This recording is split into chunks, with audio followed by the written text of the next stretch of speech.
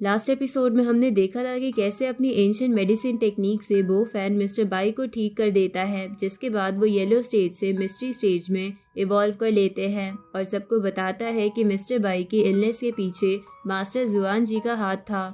जिसके बाद फेंग बो फैन को मेडिकल फीस देने की कोशिश करता है, लेकिन बो फैन पैसे ना लेकर मार्शल आर्ट्स के इंट्रोडक्शन को प्रायोरिटी देता है और मिस्टर बाई बो फैन को मार्शल आर्ट्स के बारे में बताते हैं।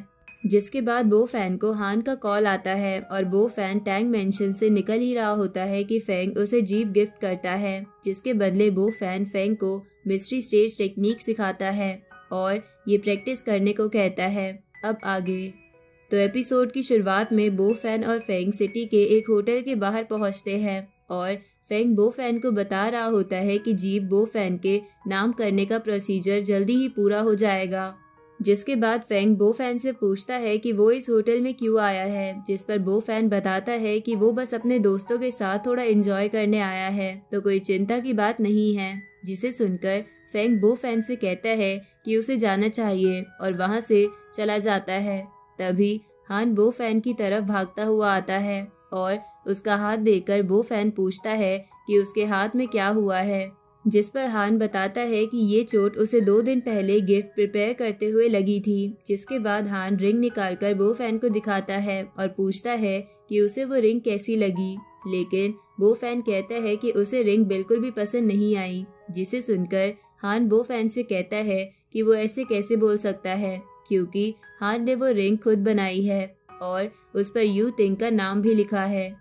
ये सुनकर बो फैन कहता है कि ऐसी रिंग्स हर जगह मिलती है। साथ ही साथ वो हान से पूछता है कि वो इतना कैजुअली ड्रेस्ड क्यों है, क्या वो ऐसे ही यू तिंग के पास जाएगा।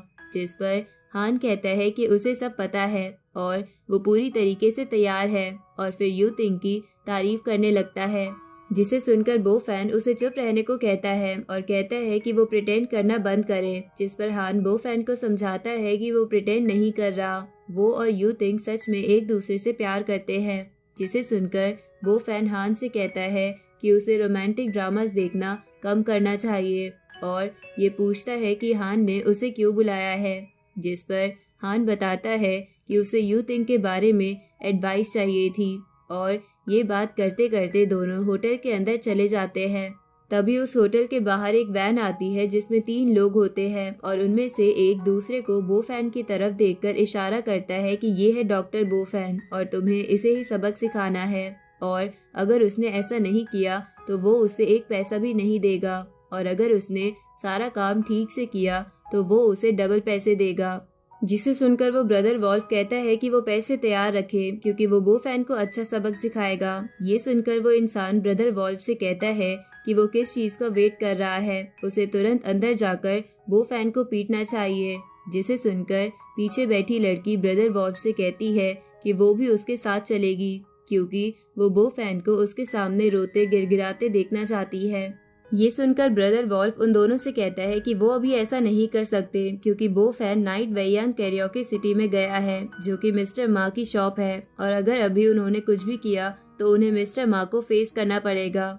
जिसे सुनकर आगे बैठा दूसरा इंसान ब्रदर वॉल्फ से कहता है कि उन्हें जैसा ठीक लग रहा है वैसा ही होगा। वहीं दूसरी तरफ बो फैन और हान कैरोके शॉप के अंदर पहुंचते हैं, जहां टाओ हान को देखकर उसकी तरफ आता है और पूछता है कि वो यहाँ क्यों आया है, क्योंकि उसने पूरा रूम बुक किया है और वहाँ उसके और उसके फ्रेंड्स के अलावा कोई नहीं आ सकता। जिसे सुनकर हान कहता है कि वो यू तिंग के बर्थडे के लिए आया है और क्योंकि वो यू तिंग का बॉयफ्रेंड है तो उसका आना जरूरी था।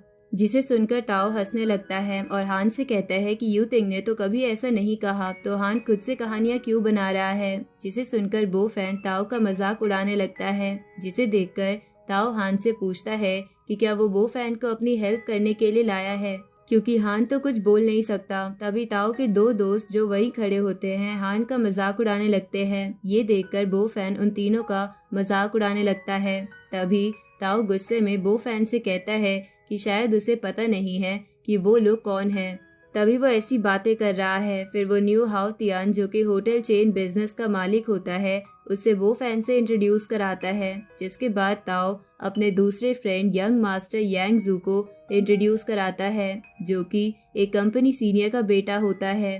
तभी वो फैन हंसने लगता है और कहता है कि वो लोग यूजलेस है जिन्हें सिर्फ खाने और पीने का काम आता है। जिसे सुनकर यांग जू बो फैन से कहता है कि वो बहुत ज़्यादा बदतमीज़ है और वो उसे ट्रेनिंग ज़रूर दिलवाएगा। जिसे सुनकर बो फैन यांग जू से कहता है कि क्या वो इतना यूजलेस और वीक है कि वो ये काम खुद नहीं कर सकता और उसे इसमें भी हेल्प चाहिए।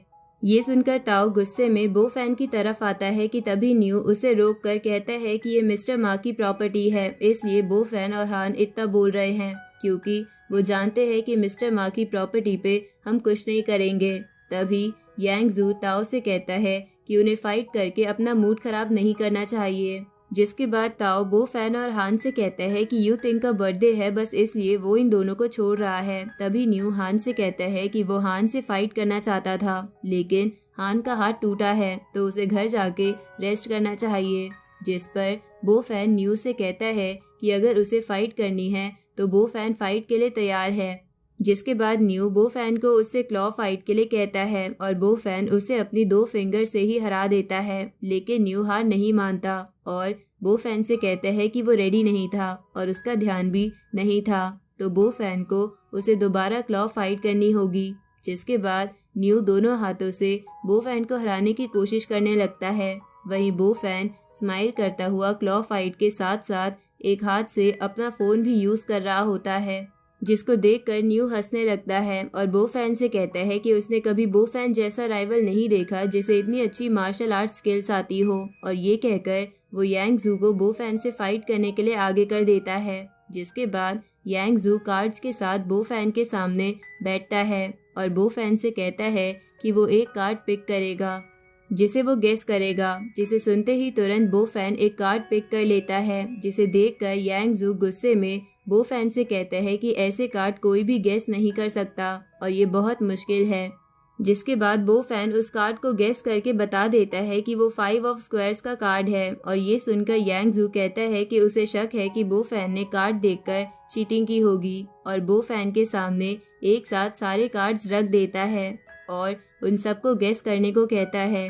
लेकिन बो फैन अपनी आई स्कैनिंग टेक्निक से सारे कार्ड सही गेस कर लेता है, जिसे देखकर वहां पर खड़े सभी लोग शॉक हो जाते हैं। जिसके बाद ताओ हान के सामने आता है और उसके कैजुअल ड्रेसिंग पर उसका मजाक उड़ाने लगता है, जिसका साथ न्यू और यांग जू भी देने लगते हैं। और यांग जू हान से कहता है कि अगर उसने ताओ के साथ फाइट करने का सोचा तो वो जिंदा नहीं बचेगा। इसी के साथ ये एपिसोड यहीं ख़त्म होता है।